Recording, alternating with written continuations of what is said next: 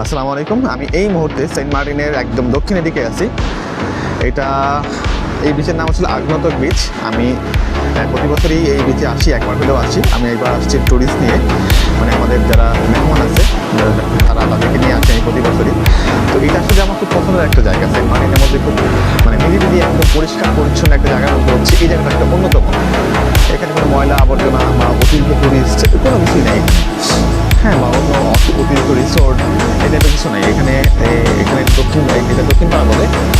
এখানে একটা মসজিদ আছে, এই পাশে একটা মসজিদ আছে, আর এই পাশে একটা রিসোর্ট আছে।